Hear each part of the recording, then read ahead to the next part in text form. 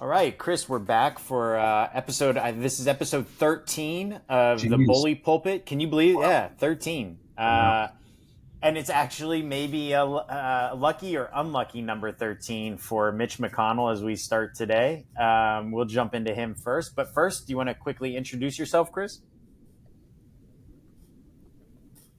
I am Chris Matola, Republican political consultant for about 40 years. I always say my lineup is, 11 senators, 8 governors, 7 presidential, and countless scar tissue. Awesome. And I'm fortunately no scar tissue yet, but I am the founder and CEO of Fantasy Elect, where we're bringing the fantasy sports experience to politics. So if you think you can battle wits with someone like Chris here, then this is the game for you. Yeah. Well, let's jump right in, Chris. By the way, so obviously the big news, you and I had talked about it right before we started this. Mitch McConnell. I think the big question is why now? That's the real question that I had. His term runs until the end of 27. Could have at any point could have done what he did today. He could have said he was going to step aside as the leader. So why now? I have to believe it's for health reasons. Mm. He's, and again, there's it's actually a couple things. Number one, it does not make Biden or Trump look good if he's leaving for age and health reasons. He had a couple incidents, where he froze. I don't know, they were mini strokes, or I think they called them strokes, whatever they were, aphasia. I don't know. Mm. But also, he's got cerebral palsy. Oh, Um, I did not know that. yeah, and he's had it since I think a teenager. And Wow. so he's compromised to begin with. Um, Hmm. it's not I had no bad, but it's a idea. form of cerebral palsy. Um, or God, I'm drawing a blank. Is it muscular dystrophy? No, it's CP. But so he's compromised to begin with, and at a certain point, you know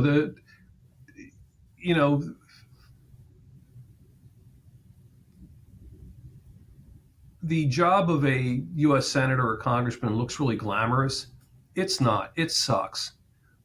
It is a long ass day, and physically is a hard day.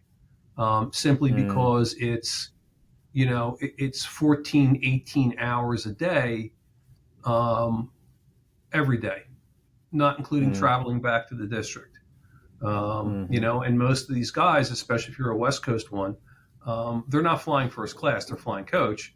And the reason they're flying coach is because they don't want to be seen flying first class. Um, so if you're flying back and forth, I mean, the years added up, it's a grind. It's physically taxing. And even though they're not doing working with a hammer on a construction site, mentally it's fatiguing, and that makes it physically fatiguing. And he may have just said, "Man, I got enough. I've had enough." Yeah. I I think I lost you there. Oh, um, there was one aspect I wanted to ask you though. I read, I think it was earlier this week, that he was speaking with Trump's team about a potential endorsement. That was somebody else's guess that it was about an endorsement. I know that he put off leaving the speakership until November, so obviously he's waiting until after the election, I guess, is Mm-hmm. what his plan is. But is there anything? Is there any side benefit to Trump or against Trump? Is he playing anything on Trump's side with this? Was he playing Trump either way with this? Is it because he doesn't want to endorse him, so he says I'm just going to give up the leadership and I'll announce it now, and then that frees other people to endorse Trump and maybe potential leaders to endorse Trump. Does that play into it at all? You think? No, I don't think so. Simply because he's been a fixture in D.C. through 5 presidents. And I think that's one, and I think he's playing for his legacy, maybe a little bit. Number two, if you are the voter that Trump needs, McConnell doesn't help you. I mean, it helps him if he endorses Biden, which he never would, because at his heart, McConnell is an institutional guy, and he believes in institutions. But it's like Mitch McConnell endorsed Donald Trump. I mean, okay, great. That doesn't help you. So I just think it's him trying to line up. What'll be interesting, I think the really interesting piece on this is going to be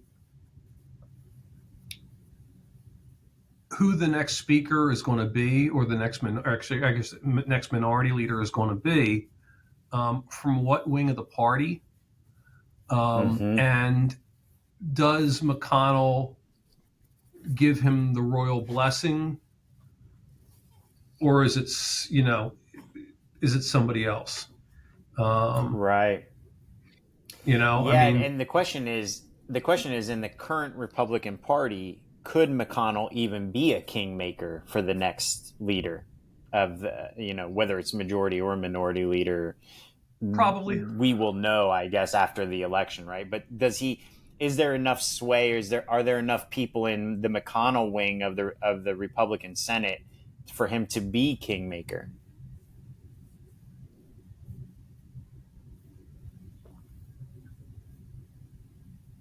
I'm sorry, you froze. Repeat that. Oh, yeah.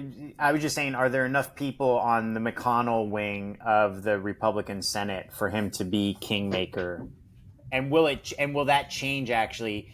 For instance, if Trump wins in November, I don't think that he gets to be kingmaker, even if there are enough people on his side, because I think it would be a kind of a clear rebuke of his wing of the Republican Party. I'm curious what you think, though.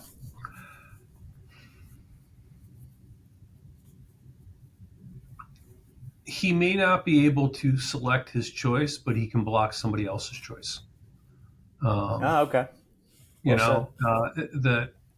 And I think that the Senate is a different creature than the House. The House is the Wild West. Yeah. But the Senate still kind of functions. And here's the thing. Joe Biden has had more judges approved to this point than any other president in American history. If Mitch McConnell didn't want that to happen, that wouldn't have happened because of the way that they changed the filibuster rules. So McConnell is an institutionalist.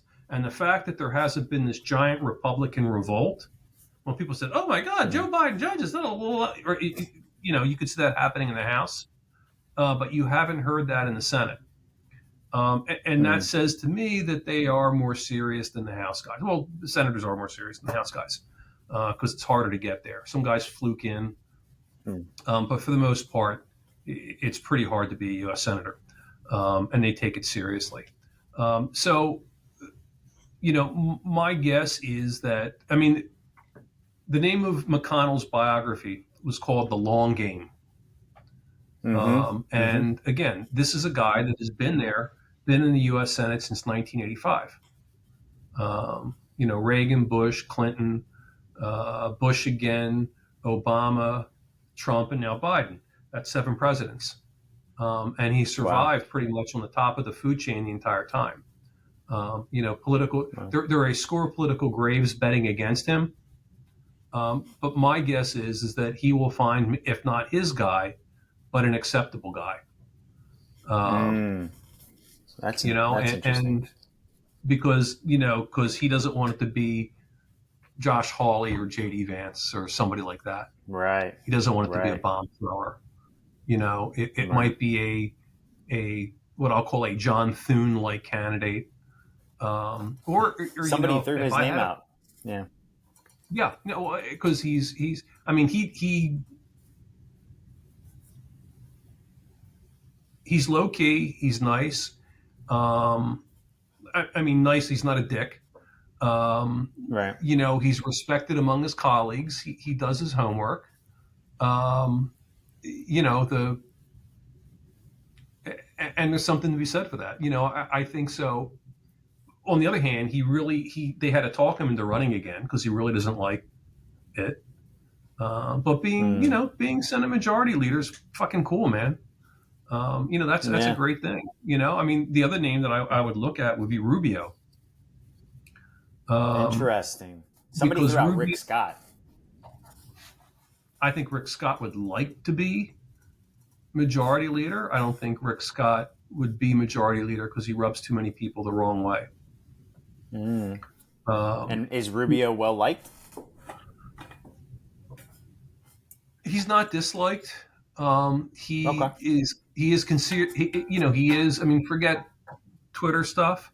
In DC, he's considered to be a serious guy on foreign policy, Right. and he's interested in that and does his homework, Right. and and he has done enough Trumpy things and early endorsed Trumpy stuff. Um, He could the be he could be base. a bridge. Hmm? He could be a bridge Well, and leader he's kind also of really between the young. two factions. He's also very young, which is not the Republican brand. And Yeah. more importantly than being young, he's Latino. Hello. Mm.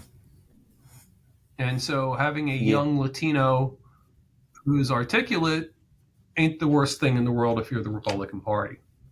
Right. Um, Right. it may not be him. I mean, Scott may have his own coalition to block him. In that case, I mean, Mm. I always say about speakers and speakerships, again, in my lifetime, easily it's Pelosi and McConnell. And, Mm-hmm. they have lived to dance on the graves of their enemies and their wannabe opponents. I mean, Mm-hmm. they Mm-hmm. fucking won. They've Yeah. won Yeah. and they've gone out the way they wanted to go out, right? Right. And Right. that doesn't happen in American politics. American politics get your ass pushed out the door. Um, Right. Very few people get to go out the way they want to go out, and both of them are going to go out the Yeah. way they want to go out because they understand power, and they all they know which arms to twist and which hands to hold, and at which time. Mm-hmm. Um, and so but it'll be interesting because it's going to expose these fissures in the Republican Party between both the traditionalists, the Trumpies, kind of the populists, the J.D. Vance, Josh Hawleys of the world, which I don't think are the Yeah. Trumpies, and the long-term institutional guys. So it'll be fun to watch. Be fun to even That is more fun to bet interesting. on. Should be a bet. That's exactly where we're going, right? So, because what struck me is you were talking about, Twitter aside, Marco Rubio is considered relatively serious on foreign policy within Washington Yeah. circles. The public persona for politicians now seems to be more of trying to be the almost as obtuse or as much of a three-ring circus as possible on issues that matter to certain segments of your electorate, your base. Right. But then behind closed doors, you actually are a very serious person who is going to look at things in a different way, maybe. It leads to the electorate eventually, when they find that out, believing that you're a hypocrite rather than realizing that they were just feeding you the sugar rush that you wanted, right? So that did lead me to thinking about our contests and how could you determine what would be the over under on some of these candidates that are some of these senators that could be leaders, and what's the dynamic? How do you know who's actually a potential for it? It does I don't I mean, if you look at in the House anyway, Johnson, it's not really about seniority. It wasn't. He kind of was a dark horse in a way, right? Right. So it's really, does the right catastrophe come along at the right time, and are you the palatable choice between the catastrophe? And to your point, there are going to be fissures in the Republican Party.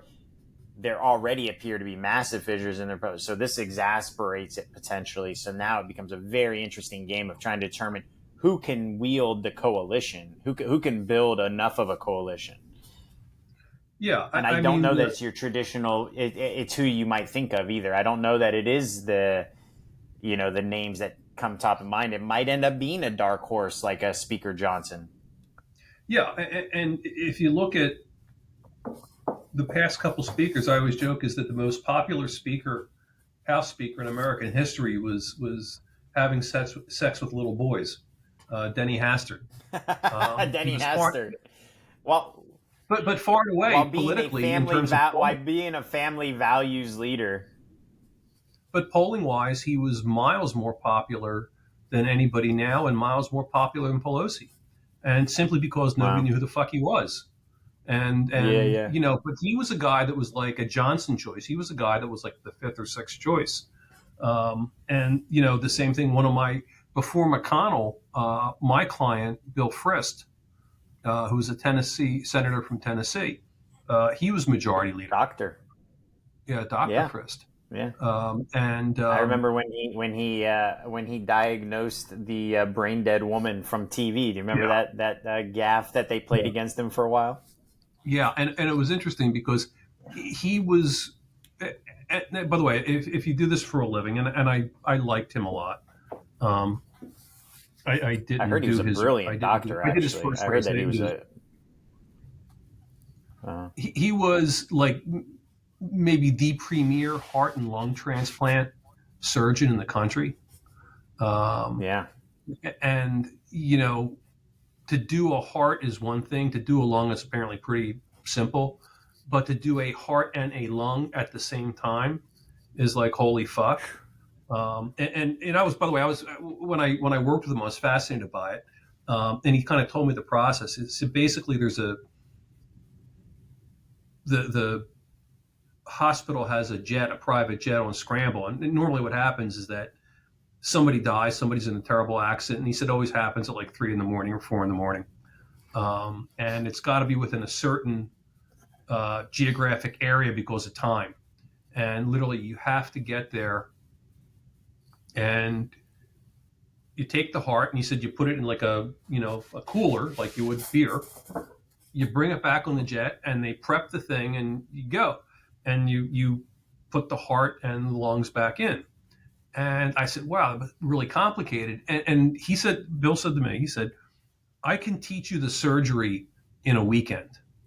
It's easy because a lung only goes one way. A heart only goes one way. Right. And you're not doing Right. it, you're Right. not Right. suturing it up. You're just you put it there. And he said the medicine, the science, and he said really the art of it is so it doesn't get rejected after the surgery. He said that's the hard part. He said Oh. the Right. 64 hours after that surgery, he said where you're not going to sleep and you're Right. constantly monitoring the patient because that's when shit goes south. And he said that's really the Right. doctoring Right. part Right. of it, which kind of makes sense. But he Yeah. said Yeah. there's It only one way does. to put a lung on. You know, a lung only goes one way. You can't put it upside down. Uh, Right. That Lego piece only fits in one direction. right? If you Yeah. play, Yeah. what was that game, Operation? Right? It only goes there. Yeah. Uh, Yeah. right. Yeah. No, So, that's but interesting. I mean, who was? Yeah. no, but Frist was, No, he I was was just. the Yeah. accidental guy. And McConnell came after That was him, because of Trent Lott, right? Because Trent Lott made the it comment was about supposed to be a Strom lot. Thurmond, and he lost. Yeah. Yeah. Yeah. Yeah, it was. Yeah, I mean, it was interesting because he pretty much like, yeah, it was like if Strom had been elected president in '48, you know, the country would be Yeah. different. Yeah, we would be. But Yeah. Yeah. yeah, Yeah. I mean, that Exactly. kind of blew him up.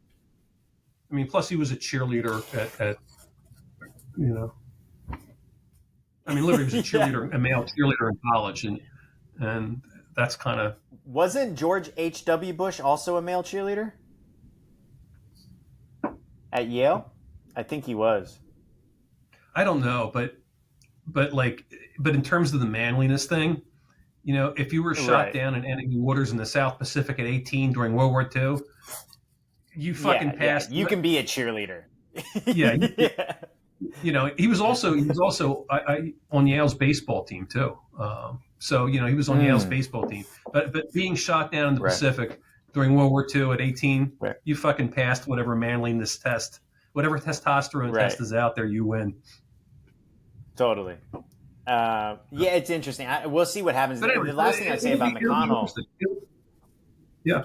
yeah, and I'm curious. I'm curious your take. We're talking about the the election to replace McConnell as leader, whether that's majority or minority leader.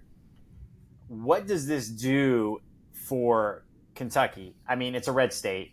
I don't think Amy McGrath, is ever going to win that Senate seat. Um, Strange things have happened. Maybe Bashir ends up running for Senate. I don't know necessarily that he would be interested in that. I think he has a chance of winning that. But beyond him, beyond some sort of name recognition, statewide, kind of widely accepted and liked Democrat, it's going to be a Republican. My two questions are: I don't actually think McConnell serves out his term. He says he's going to. I don't think he does. I don't know the state law of Kentucky. You may know. Does Bashir get to appoint someone before, and then does he have to call a special election, or is there a special election? And then that's part one. Part two of that is, if he doesn't, if there's a special election, does the next senator from Kentucky have any chance of being a non-Trump senator? Did you get Good yeah. questions. I just one of my favorite clients is in Kentucky. He's Michael Adams. He's the Secretary of State, who this last All right. election was the biggest vote getter in Kentucky. He ran ahead of Mm-hmm. the governor Bashir, who was reelected, and he ran ahead of everybody else. And in the primary, he beat back a bunch of election deniers, and Mm. in the general, he beat back um, kind of a you know election suppression conspiracists. Um, Yeah. and he's well thought of and well liked. So, two things about Kentucky: the way it would work is Kentucky passed a law, which may or may not be constitutional, but it is a law in the books right now. Is that the governor makes the replacement if McConnell would resign, but he has to replace him with a member of the like party. So he can't put a That's right. I Democrat. remember that. And there are a lot That's of right. That's right. interesting potential guys. Um, but, Bashir's favorite, I wouldn't say favorite Republican, but a Republican that he had said so many nice things about, we put it in our reelection advertising, would be Michael Adams, the Secretary of State, which Mm. would be an excellent choice, and everybody would be happy. The governor then sets a primary, or sets an election to do over Mm-hmm. after that, and that would be open season. But I think Michael Adams would be um, the favorite, because he I is think he's a conservative, and he's also an institutionalist. I think it's also potentially. Sadly, I went to high school in Kentucky, but I don't remember their state political rules. But I don't think he's term. I don't think the governor is termed out in Kentucky. I don't think so. If Bashir's smart and he sees Adams as a potential opponent in the next gubernatorial race, to plant him in the Senate and take him out of that race would be a very smart move politically, I think. Yeah, no, he's Um, term limited. He's term limited. He's got two is he terms. termed up? Okay. Yeah, and, Yeah, and I didn't know that. and So Bashir then it doesn't doesn't strike matter. me as that he wants to be. Bashir doesn't strike me that he wants to be a senator. And again, I don't even know if I think he. Michael Adams wants to be a senator, because again, it's not that great of a job. By the way, here's what it does mean though. It's not great for Kentucky losing McConnell, because the amount of pork largesse contracts problem solving that a U.S. senator in power can do is Yeah. stunning. I worked for famously a bunch of long-term Republican senators, Arlen Specter among them, and when they wanted to get shit done, and when something happened and there needed to be funding, they got it done. And sometimes it was through the Right. legislative process, and sometimes it was literally through horse trading. And sometimes it was Yeah. calling up the Department of Transportation and saying, "What the fuck are you guys doing? Rebuild that bridge now. I don't like find the money because I'm on the appropriations committee, and you find the money Right. now, or you're not." I mean, and that's kind of what a powerful U.S. senator can do. And so, Right. if you're a relatively poor state like Kentucky, there were bridges and roads and hospitals and all kinds of shit that are getting more than their what you would consider more than their fair share, more than they send to Washington. They're getting more back. Absolutely. Um, That and you ever so take a drive through West Virginia? Every piece of infrastructure is called the Robert Byrd like bridge yeah, highway. It's all because yeah. he was the port king for West Virginia. Yeah, since we're discussing segregationist earlier, right? He was the former Mm-hmm. Grand Wizard of the Ku Klux Klan. Yeah, but no, but yeah, And a but like Democrat, by right, the way, everything. for people who think. Yeah, I mean, it was West Virginia. The But yeah, but no, everything is like that. I mean, and there's still like a lot of southern places. I mean, less now than there used to be, but in the '80s, you used to go through like a state like Alabama, and everything was named after a Mm, congressman or a senator. I mean, they stuck yeah. their name on everything. But again, Yeah. but it's real money that affects people's lives. I mean, having a rural hospital kept open, I mean, that's real shit. And I think that is kind of the unfortunate piece of about a lot of I think both parties. We're talking about the Republicans because of McConnell, but both parties is this dilettantish. I live on Twitter shit, and I live on Twitter and Fox News and MSNBC stuff, um, Yeah. as opposed to figuring out what small county needs broadband help or it's keeping a library open. Absolutely. And 100%. I think I'm in California now, and these are not serious. I mean, say what you will about Feinstein, but Feinstein was a great pipeline. She was out of touch with her party, but these two fucking ding dongs that are one of them's gonna be the senator. Um, you know, Good luck getting anything out of them. Good luck if you've got a social security problem going to their office because you might as well just throw it out down the gutter. We were going to talk about Schiff and Porter and Garvey and them in our over under, but I think we should just for a second because you brought it up. So Mhm. you know, I my Schiff was my congressman when I lived in Mhm. L.A. and you watch him through his chairmanship and some of the things during the Trump era, and he comes across as being a serious politician. He seems to Mhm. take it seriously, perhaps. He does do a shit ton now of like MSNBC and stuff like that. And I've seen Katie Porter in hearings, and I think she asked very incisive questions, like to the point, and she drilled down on people before Garvey, other than being able to throw a baseball. I don't know politically anything about him, Mhm. but um, so what is the drastic difference do you think between who's closer to the Dianne Feinstein being able to deliver for the state, to be able to help, to be able to deliver for the state between presumptively, let's say Porter and Schiff, although Garvey's leading Porter. I think probably Porter of the two would be serious because I think about Schiff is that he spent three.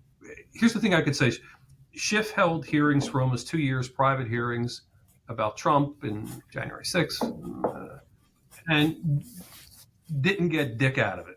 And he was promising collusion. He would go on TV and said, "Oh, I've got proof." And where do you see this proof? And truth is that from looking at what they released, he didn't have. He had his dick in his hand. Is really what he had. And he was also on the January 6th committee, which didn't go anywhere. So if you spent 4 years trying to get Donald Trump and you didn't get Donald Trump, you suck at your job.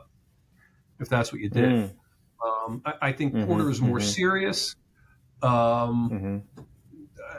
And also, I think though she's really abrasive. I mean, she is one of those Mm-hmm. people that rolls Mm-hmm. through. And the reason I say that is not because of her TV persona. She comes off as that, but how much staff she rolls through. And you can watch people rolling through Oh, congressional staff. And when you see that, you kind of go, you must be an asshole. You right, know, right, and Garvey just exists. I mean, his one debate was humiliating. They did one debate, and it was kind of humiliating, um, and which is kind of crazy because if you were in a debate with four candidates and the debate's 90 minutes,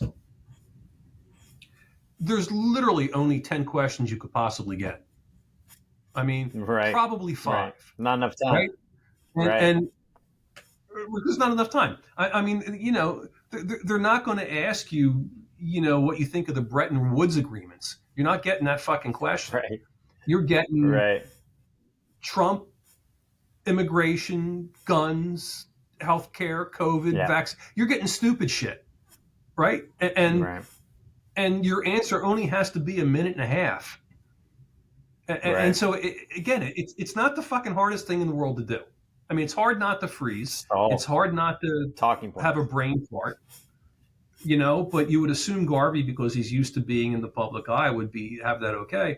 But again, it's just a lack of preparation. And I blame him, honestly, but you also have to blame his staff and the people around him. Mm-hmm. Again, you're not getting that Mm-hmm. many questions. I mean, this is fucking easy shit, Right. you know? But so here's the interesting thing about him, though. It looks to me like Porter and Lee are splitting the remaining of the Democratic vote. Like, so, Schiff's got like 28%, whatever.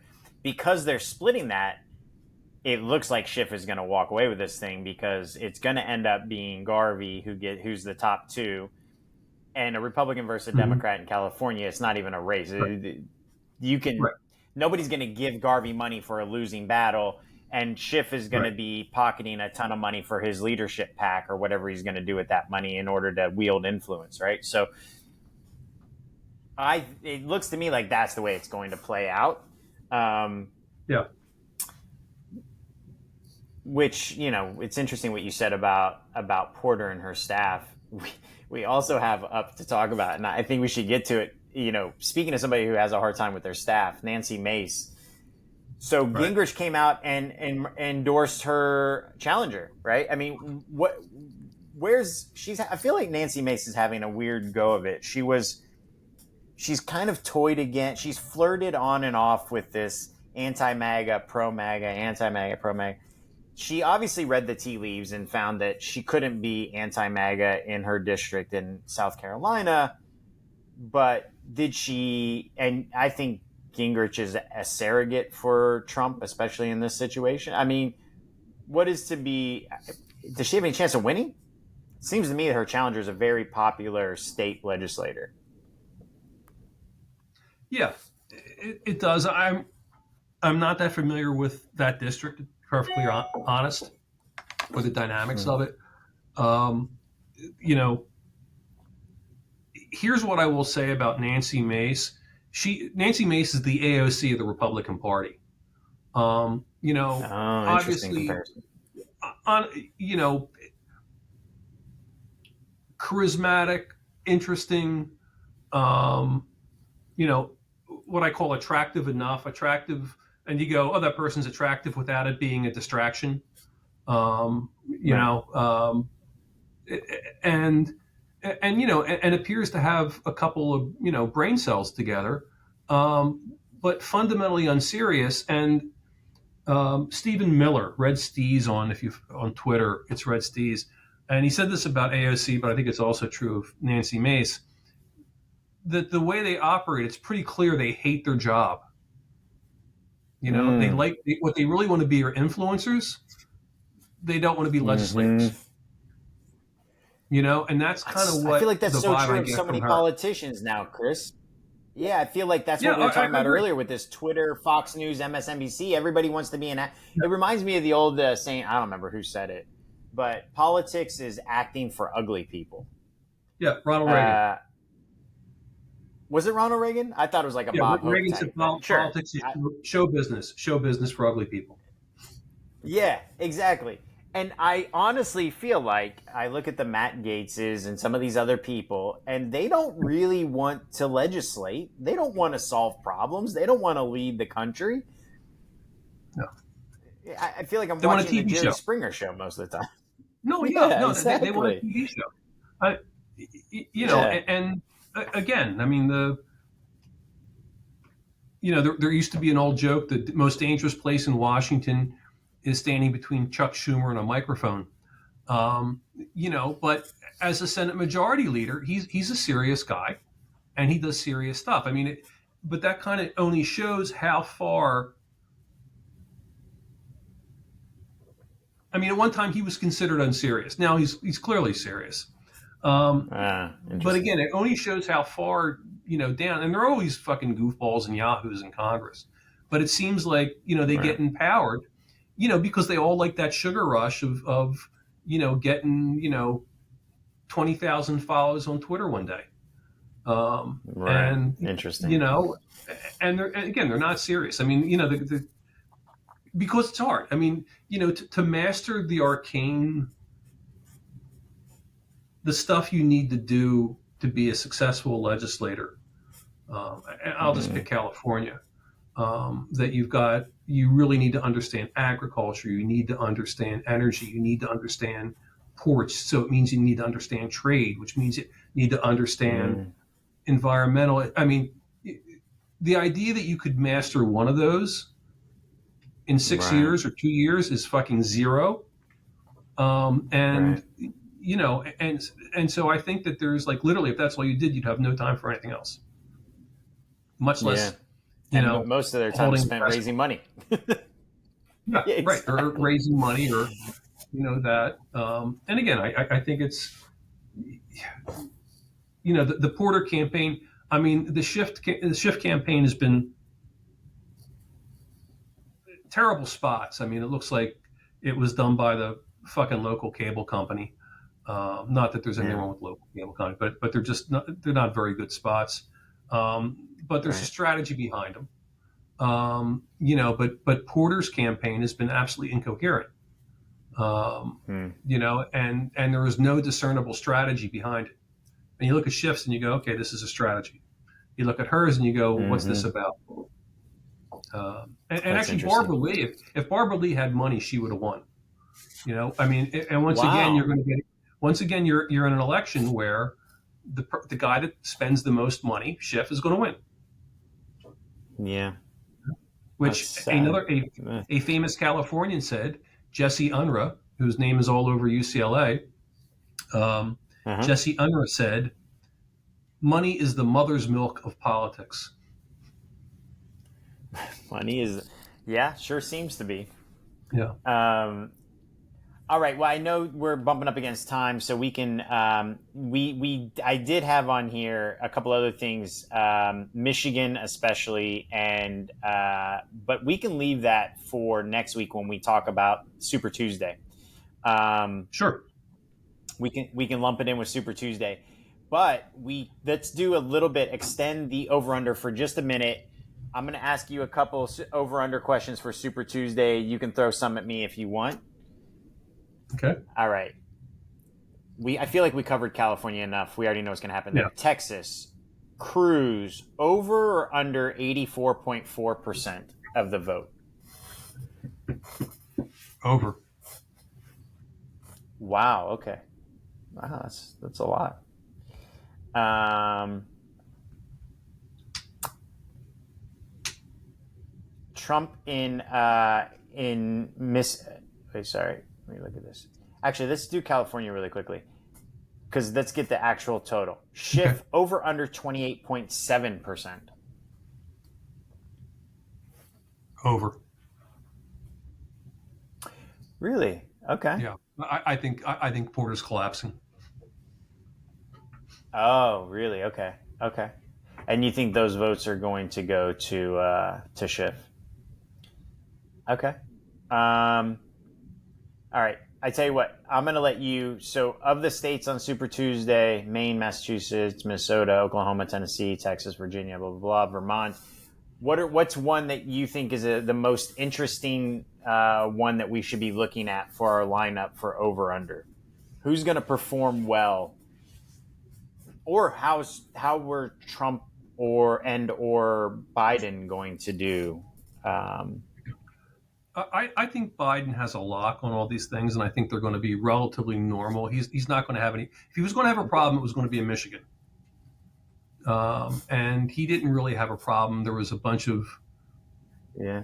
Twitter progressives who were doing the no preference was going to hit 20%. It didn't. I mean, he doesn't Right. have an issue.